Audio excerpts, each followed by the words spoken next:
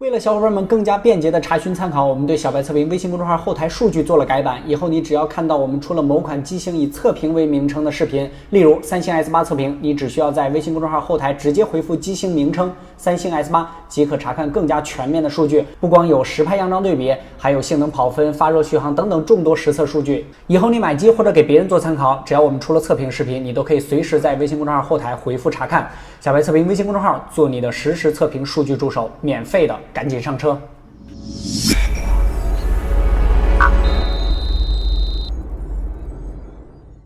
Hello， 大家好，欢迎收看这一期的小白测评，我是王炯。今天呢，跟大家聊的主角是荣耀9。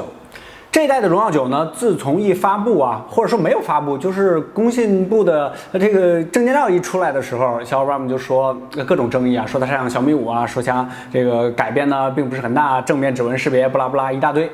确实这一次的荣耀9呢，相对于上一代的机型的改变还是非常大的，引入了双摄，然后后背呢做了2次的曲面这个正面的指纹识别之前一直都是坚持背面最后还是改了过来，而且就是在颜值上了。但是在性能方面呢，是麒麟960，相对于目前的835来说呢，大家还是比较担心的。OK， 那咱们就废话少说，不客观真体验，荣耀9，咱们马上开始。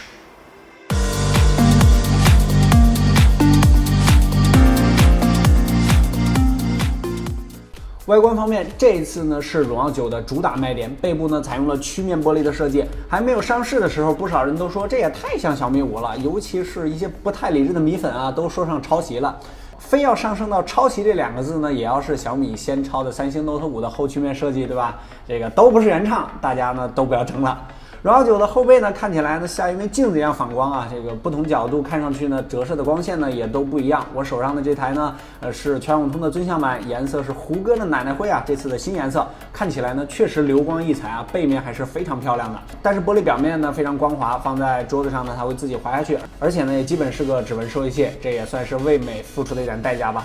双摄像头呢并没有突出，与背面玻璃呢完全齐平。荣耀9呢这次也改成了正面指纹识别，但是呢指纹识别模块和机身颜色呢出现了色差，并不是那么一体感。通知灯呢被集成到了顶部的听筒里 ，Type C 的接口依然保留了 3.5 的耳机孔，很方便。机身由于采用了 5.15 寸的屏幕，所以单手握起来呢没有任何压力掌控感呢还是不错的。但是屏幕内部四周呢出现了一圈黑边，这个在现在的旗舰机来说是真不应该。屏占比呢并不高，再加上色差 Home 键。正面设计呢就显得很平庸了除了背面玻璃也没有什么其他特殊的地方。米6它俩的正面相似度呢是非常高的。性能方面呢，荣耀9采用了 P10同款的海思麒麟960 8Hz 处理器，最高频率呢 2.3 赫兹。这款处理器呢目前是麒麟能拿得出来的最好的了但是与骁龙835呢还是有不少差距的。下面呢咱们就来实测一下看看这款处理器的性能到底如何，在荣耀9上的优化调度是怎样的。GPU 3D Mark 测试中呢，众所周知，麒麟系列处理器呢，这个 CPU 是强项GPU 呢一向是短板。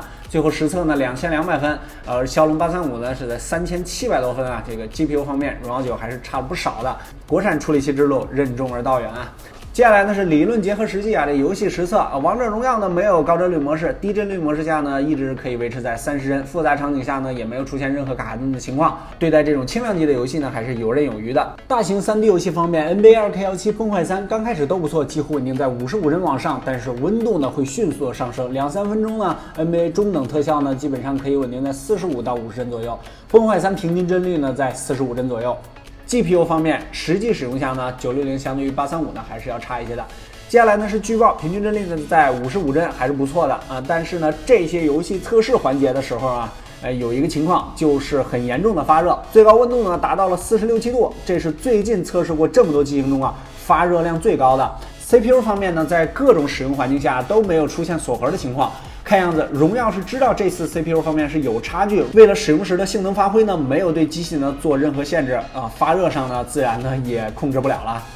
Geekbench 的跑分环节呢，单核1800多，多核呢6300多，相对于835的单核性能略差，但是多核性能呢要更长一些。旗舰的处理器在日常使用中呢，肯定是游刃有余的，平时的一些基础应用呢都很流畅。但是有一点呢，荣耀是很良心比这个大哥华为 P10呢要良心多了，就是内存方面呢不用你抽奖，全是 eMMC 的闪存，速度200多，够良心吧？在日常使用中呢， UFS 和 eMMC 呢，对于轻度的用户呢，其实影响呢并不大啊，但是你要稍微重度啊，这个应用打开啊，或者说大软件的加载上呢，就能明显感觉到差距了。读取相册的时候呢，你会发现下拉预览 UFS 内存的机型呢，基本不会有加载等待的痕迹啊，这个瞬间就能显示出来，而 eMMC 呢，明显有加载过程啊，拉动呢会有白屏未显示的情况。作为一个旗舰机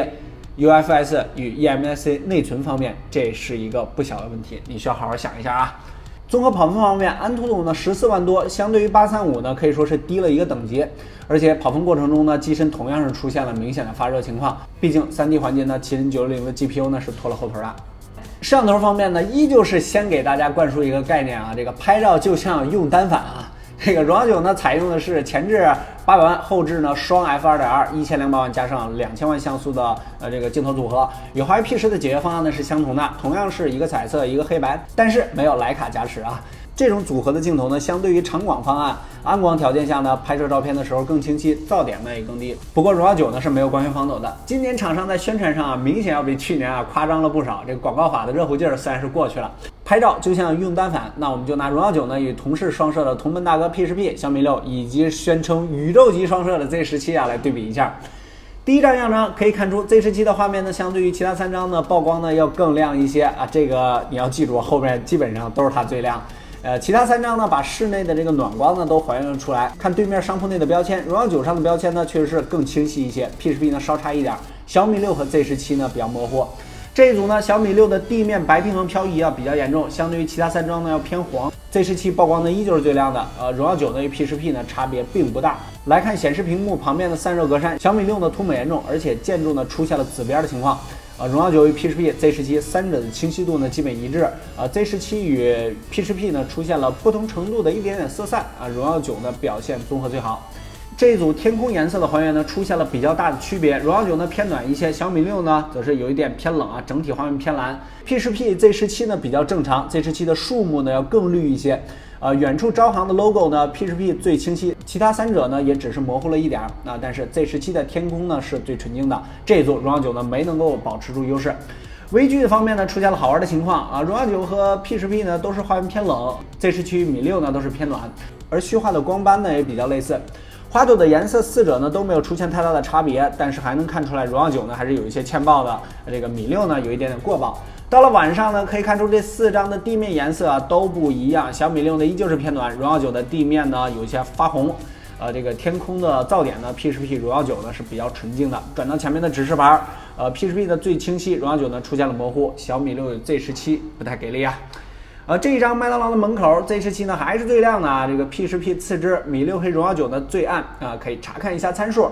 荣耀9的光圈呢最小，所以说画面呢是比较暗。Z17 的 ISO 呢拉的最高1100，画面最亮，但是呢噪点呢也是最多的。P10P 呢得益于 f1.8 的大光圈啊 ，ISO 呢只有500，所以说画面呢比较纯净。转到旁边的海报，依旧是 Z17 最亮。P10P 的清晰度呢是最高的，而荣耀9和小米6画面呢都是出现了涂抹。极限柔光条件下呢，4者的白平衡呢都不相同，米6呢是偏暖，亮度呢也是最暗的，荣耀9呢与 P10P 的亮度基本相同。黑白双摄的方案呢，天空呢只是一样的纯净啊。Z17 的地面呢已经看不清地砖的一些细节了，远处楼上的红字4者还能够分辨出来，但是下方暗处的3个字只有 P10P 能依稀看到轮廓。看完这么多样张呢，相信大家都清楚了这个拍照就像用单反的荣耀9的这个实力几何了。P10P 呢依旧是捍卫了自己国产手机拍照界不可撼动的地位啊，没有徕卡的加持，荣耀9呢显然拍照方面呢要差了一个等级，这个底气不足。白天情况下呢还不错，但是晚上呢有些力不从心。如果加上光防的话呢，亮度上呢会提升不少。与同价位相比，个人主观比较较真的感觉啊，这个荣耀9呢和 Z17 基本在同一水平，比米6呢略强。OK， 这一期的荣耀9测评呢是以测评2个字为结尾的视频啊，大家可以在咱们的微信公众号小白测评直接回复荣耀9这几个关键字，你将得到的不光有众多的实拍对比，还有实拍样张，还有续航、发热、跑分啊各种综合的数据啊，非常详细。小白测评微信公众号做你的实时选机数据助手，你可以随时查看，给别人做参考也都可以。赶紧上车。电池续航方面，荣耀9呢是3200毫安时的电池，在5寸机上呢，这个容量呢是中规中矩的啊。在我的正常使用下呢，这个一天呢就没电了啊。重度使用的一天肯定是坚持不到的，摆脱不了一天一充的束缚。充电功率呢是9伏2安，没有大哥华为 P10P 5伏4.5安功率那么大。实测的充电功率呢，相对于其他18瓦呢也要略低啊，大概在12瓦左右。充电速度方面呢，半小时充电37%，1个小时69%，充满呢更是需要1个小时45分钟，这个速度相对于同价位的旗舰机算是慢的了。电池容量、芯片和技术呢都没有什么问题，但是这个速度呢我就有点纳闷了啊。屏幕方面，荣耀9采用了一块低温多晶硅的5.15寸的显示屏，分辨率 1080P 啊。之前用惯了5.5寸的手机，拿到手里呢，这款手机呢屏幕感觉有点小。系统内置了阳光阅读模式，打开之后呢，可以在室外更清晰的看到屏幕。最低亮度呢跟 P10P 亮度差不多，但是还是没有小米6 1尼特的暗。屏幕素质方面呢，相对于其他几款手机呢没有问题。智能手机发展到今天呢，屏幕的分辨率呢也都不再飙升了，大多稳定在1080P 高一点的2K。上游的供应商呢也就那么几家，屏幕方面已经不是大家的必争之地了。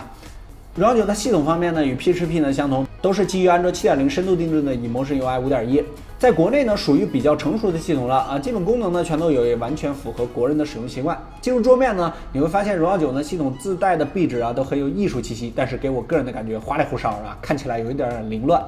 系统内部呢也加入了生活智能卡片，和三星的 Bixby 助手呢有点类似啊，就可以查看天气新闻或者是买电影票啊。看起来呢这也是各家系统追求差异化的一种方式。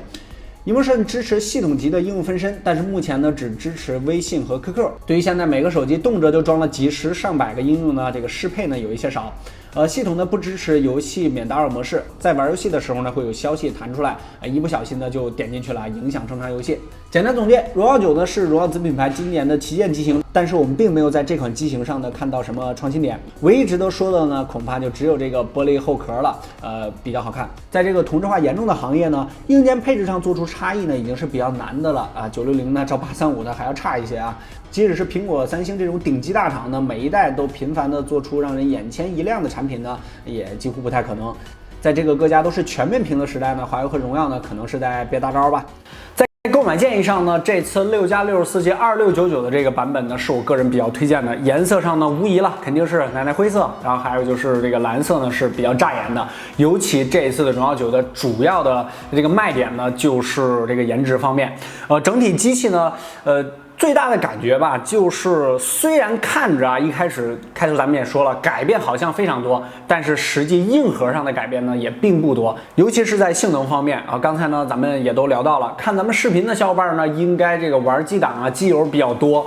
对性能呢应该是颇有要求的。Adreno 540的 GPU 呢，确实比麒麟的这个要好上一截儿。还有就是最后要说一点的内存方面，这个咱们真的不是揪住不放啊，确实对于一款就是一个品牌的旗舰来说，不用 UFS， 然后用的是 eMMC， 而且全线都是，很良心啊，不用抽奖，对吧？是你最后要斟酌的一个点，但是也不得不承认，它颜值上呢确实是非常不错，跟这个一众的这些国产机放在一起呢，它应该可以说是最突出的一个。这个玻璃呢确实非常漂亮啊。OK， 各方面呢都已经跟大家聊到了，还是推荐我们的微信公众号啊，这个直接回复荣耀9就可以了，各方面的数据啊、样张啊全部都有，可以供你随时查看，赶紧上车。关注我的新浪微博小白 MTX， 有什么建议、质疑、提问的直接评论或者是私信就可以了。微信公众号小白测评，每日新鲜资讯，每日语音，每天我在那儿和你聊天，聊聊科技圈的趣事儿，聊聊最新发布的手机，宇宙级的双摄，单反级的双摄，是吧？OK 这期是以测评为结尾的视频，所以说咱们还是有奖品的。以后呢，这个以测评结尾的，咱们尽量都给大家抽奖啊，还是咱们的老的奖品，这应该是最后一个了吧？那个小伙伴送的是5个还是6个，已经抽的差不多了，这应该是最后一个。就是正版这个 DIWA 的光枪移动电源，玩这个守望屁股、守望先锋的应该都知道啊，做的非常精致。它是一个模型，已经都做的相当精致了，但是呢，它其实还有功能，就是个移动电源。在这里1万毫安时，这个是它的包装盒，售价288块钱，好像是，还是挺贵的。非常简单，关注我们的微信公众号小白测评，我们会在这个回复荣耀9的这个小伙伴中抽取1位，1个星期之后，然后抽出这个 DIWA 正版的光枪移动电源，非常漂亮，非常精致。好了不客观真体验，小白测评，我们1+5再见，拜拜。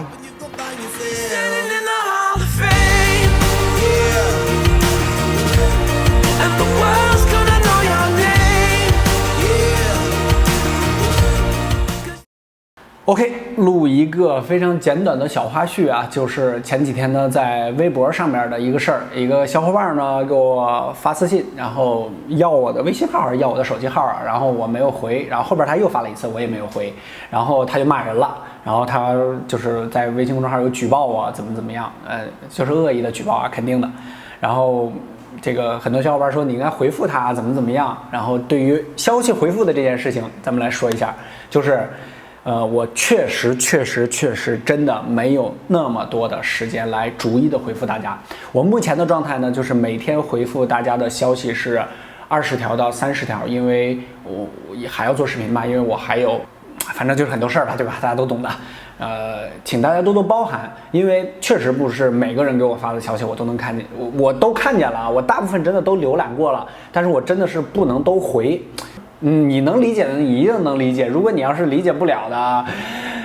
我也没办法了。就是我确实不能回那么多消息，然后跟大家说一抱歉。很多小伙伴发了几次之后呢，没有发到，然后我没有给他回复到，然后就骂人啊，怎么样，然后要不就是上来要我的手机号，要我的微信号啊这种的。也感谢大家的理解，我确实没办法，因为太多，然后回复不过来，就是这个样子。因为还要那个视频方面啊，就是微信公众号啊，还有一大堆的这个工作等着我做，然后这个大家还要看视频嘛，对不对？现在正在看视频，对不对？啊，然后特别感谢大家理解。OK， 视频就到这儿，拜拜，1+5再见。